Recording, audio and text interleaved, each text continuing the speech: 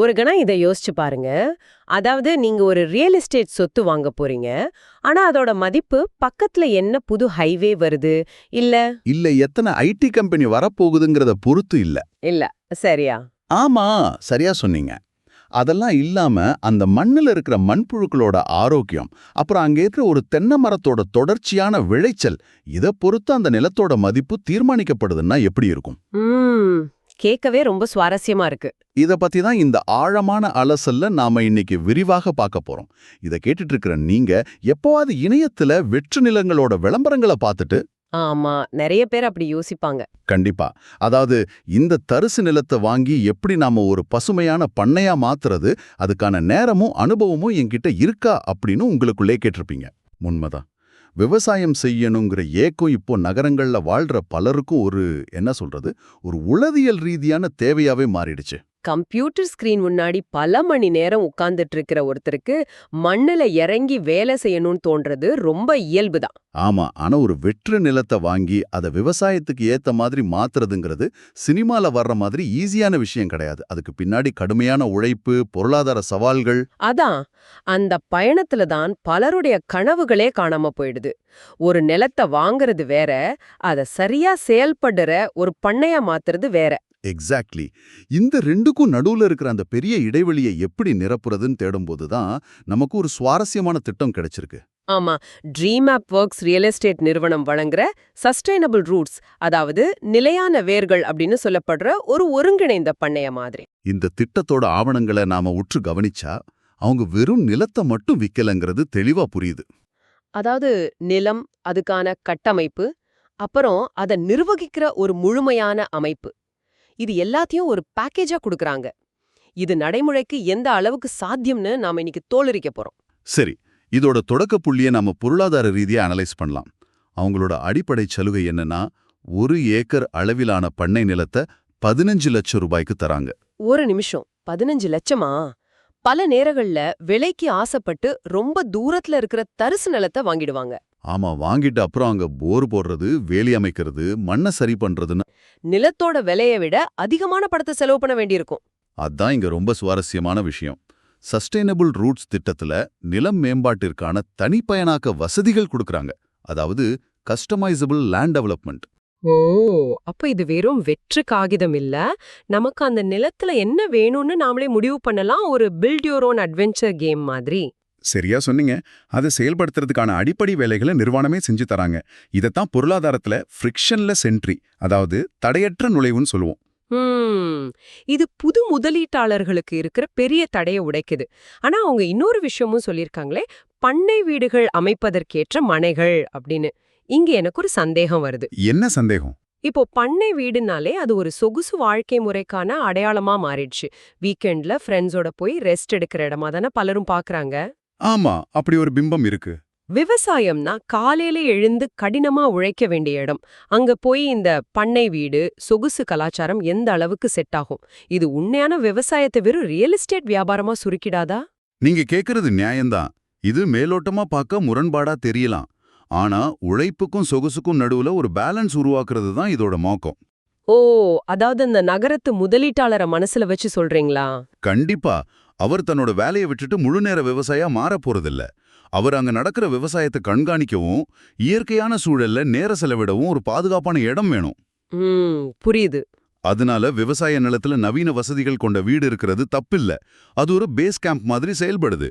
நிலம் லாபத்தை உருவாக்குற மையமாவும், பண்ணை வீடு அது அனுபவிக்கிற இடமாவும் மாறும்போதுதான் அந்த ஈடுபாடு நீடிக்கும். சரி, அந்த விளக்கத்தை நான் ஏத்துக்கிறேன். இப்போ 15 லட்சம் ரூபாய்க்கு ஒரு ஏக்கர் நிலம் வாங்கியாச்சு, பேசிக் டெவலப்மெண்ட்டும் பண்ணியாச்சு. ஆனா வெறும் நிலம் தானா காசு தராதே? கண்டிப்பா தராது. அங்க என்ன விதைக்க போறோங்கிறது தான் ஒட்டுமொத்த முதலீட்டோட தலையெழுத்தையே மாத்த போகுது. அதுக்காக தான் 10 வகையான ஒருங்கிணைந்த பண்ணைய மாதிரிகளை அவங்க ஆப்ஷனா கொடுத்திருக்காங்க.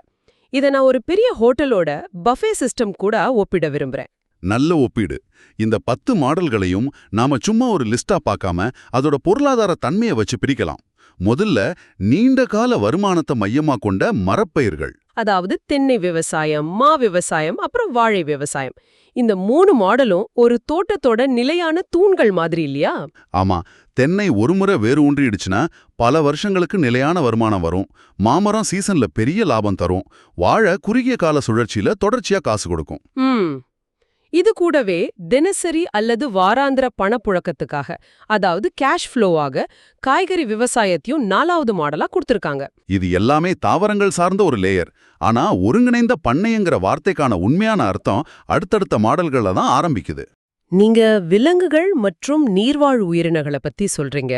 5வது மீன் வளர்ப்பு, 6வது கோழி வளர்ப்பு, 7வது ஆடு வளர்ப்பு, 8வது பால் பண்ணை. இந்த ஆப்ஷன்களை பார்க்கும்போது 1 ஏக்கர் நிலத்தை சும்மா தட்டையா பார்க்காம ஒரு முப்பரிமாண சூழலியல் அமைப்பா, அதாவது 3D ஈகோசிஸ்டமா பாக்குற மாதிரி இருக்கு. எக்ஸாக்ட்லி. அந்த சூழலியல் அமைப்புங்கிற வார்த்தை தான் இங்க கீ பாயிண்ட். ஏன்னா 9வது தேர்வா தீனி வளர்ப்பும் இருக்கு. அட, விவசாய நிலத்துல தேனீக்களோட பங்கல்லன்னு பலரும் யோசிக்கலாம். தேனீக்கள் வெறும் தேனை மட்டும் கொடுக்கறதில்ல, அவங்க மிகச்சிறந்த மகரந்த சேர்க்கையாளர்கள். மாமரங்களோ காய்கறிகளோ இருந்தா இந்த தேனீக்கள் விளைச்சல பல மடங்கு அதிகமாக்கும். இது ஒரு மறைமுகமான விளைச்சல் பெருக்கி. வாவ்! இதெல்லாம் தனித்தனியா சேர்றதை விட ஒன்னா சேர்த்தா என்ன ஆகும்? அதுதான் 10வது மாடலான கலப்பு ஒருங்கிணைந்த பண்ணைய மாதிரி. ஆமா, மிக்ஸ்டு மாடல். இதோட சயின்ஸ் பாத்தீங்கன்னா இயற்கையோட மூடிய சுழற்சியை அடிப்படையா கொண்டது. நான் இத ஒரு கடிகாரத்தோட ஒப்பிடலான்னு நினைக்கிறேன். பச்சைக்கரங்கள் எப்படி ஒன்னோட ஒன்னு இணைந்து கடிகாரத்தை இயக்குதோ அதே மாதிரி மாடுகள் தான் கடிகாரத்தோட மெயின் ஸ்ப்ரிங். ரொம்ப கரெக்ட். அந்த மாடுகள் ஆடுகள் மூலமா கிடைக்கிற கழிவுகள் நேரடியாக பயிர்களுக்கு நைட்ரஜன் உரமா மாறுது. அப்புறம் கோழி வாத்துகளோட கழிவுகள் அது மீன் குட்டையில இருக்கிற ஃபைட்டோபிளாங்க்டன் நுண்ணுயிரிகளை அதிகமாக்குது. அதை சாப்பிட்டு மீன்கள் வேகமா வளரும். செம்ம. அப்போ அந்த மீன் குட்டையிலிருந்து வர்ற தண்ணி அது ஊட்டச்சத்து நிறைந்த நீர்ப்பாசனமா தென்னைக்கும் வாழைக்கும் போகுது. அதே சமயம் விவசாய கழிவுகள் எல்லாமே திரும்ப கால்நடைகளுக்கு தீவனமா மாறிடுது. ஆக இந்த சுழற்சி வெளியில இருந்து நாம வாங்குற இடுபொருட்களை ரொம்பவே குறைச்சிடுது. இப்போ விவசாயத்துல பெரிய சுமையே உரங்களுக்கும் பூச்சிக்கொல்லிகளுக்கும் ஆகிற செலவுதான். ஆமா, ஆனா இந்த சுழற்சியில உன்னோட கழிவு இன்னொன்னுக்கு உணவா மாறுறதால நாம உரங்களோட விலைவாசி ஏற்றத்திலிருந்து தப்பிக்கலாம். இது ஒரு மிகச்சிறந்த ரிஸ்க் மேனேஜ்மெண்ட். சரி, இதெல்லாம் கேட்கறதுக்கு சூப்பரா இருக்கு. நைட்ரஜன் சுழற்சி, மூடிய சுழற்சி எல்லாமே பேப்பர்ல பிரமாதமா இருக்கு. ஆனா நான் ஒரு ஐடி ஊழியரோ இல்ல டாக்டரோன்னு வச்சுக்கோங்க. என் கையில 15 லட்சம் இருக்கு. ஆனா எனக்கு நேரடியா களத்துல இறங்கி மீன் குட்டையில இருக்கிற நுண்ணுயிரிகளை செக் பண்ணவோ ஆட்டுக்கு வர்ற நோயை குணப்படுத்தவோ தெரியாது. தினசரி வேலையை யார் செய்வா? அந்த பயம் ரொம்ப நியாயமானதுதான். இதை சரி பண்ணதான் ட்ரீமேப் ஒர்க்ஸ் ரியல் எஸ்டேட் நிறுவனம் பராமரிப்பு சேவைகளை வழங்குறாங்க.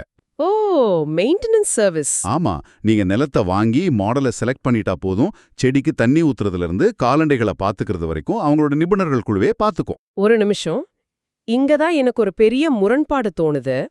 நான் நிலத்தை வாங்கிட்டு என்ன விவசாயம் பண்ணணும்னு அவங்க கிட்டயே சொல்லி நிர்வகிக்கிற பொறுப்பையும் அவங்க கிட்டயே கொடுத்துட்டா நீங்க என்ன கேட்க வரீங்கன்னு புரியுது. அப்புறம் நான் யாரு? இதேதோ மியூச்சுவல் ஃபண்ட்ல காசை போட்டுட்டு வேடிக்கை பாக்குற மாதிரி இல்லையா? நிலத்துல என்ன நடக்குதுன்னே தெரியாம லாபத்தை மட்டும் வாங்குறது விவசாயத்தோட ஆன்மாவையே கொன்று விடாதா? இது ரொம்ப ஆழமான கேள்வி. ஃபர்ஸ்ட் ஃபைனான்சியல் சைடுக்கு வர்றேன். பராமரிப்புக்காக ஒரு தொகையை நிறுவனம் எடுத்துக்கிட்டாலும் இந்த ஒருங்கிணைந்த பண்ணையம் மூலமா வர்ற தொடர்ச்சியான வருமானம் அது ஈடு செஞ்சிரும். எகானமிக்ஸ் ஆஃப் ஸ்கேல். ஆமா, நீங்க தனியா ஆள் தேடி செலவு பண்றதை விட இது ரொம்ப கம்மி. அப்புறம் அந்த விவசாயத்தின் ஆன்மா கேள்விக்கு வர்றேன். நேரடியா சேத்துல இறங்கி வேலை செய்யறது மட்டும்தான் விவசாயமா? வேற எப்படி சொல்றீங்க?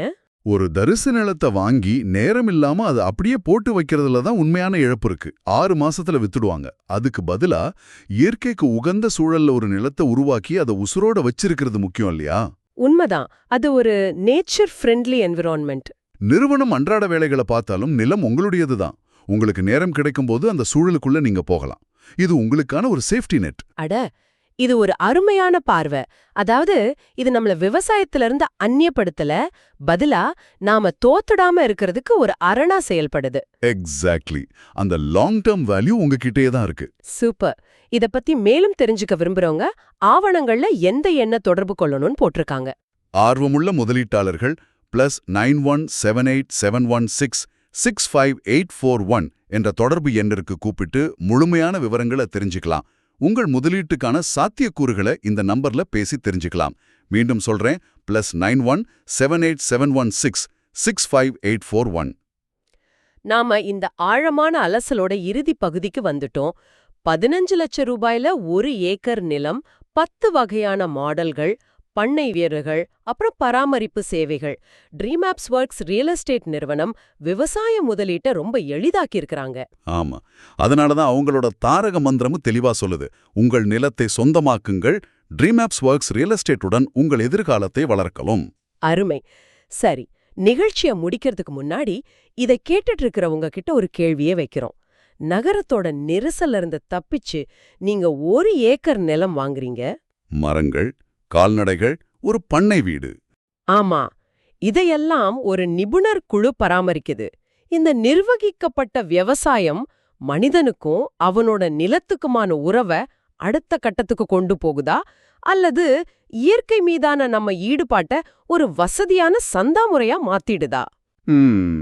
இது ஒரு மிகப்பெரிய கேள்விதான். ஒரு நிலத்தோட உரிமையாளரா நீங்க எந்த மாடலை தேர்ந்தெடுப்பீங்க? அத கொஞ்சம் ஆழமா சிந்திச்சு பாருங்க. மீண்டும் ஒரு சுவாரஸ்யமான ஆழமான அலசல்ல சந்திப்போம்.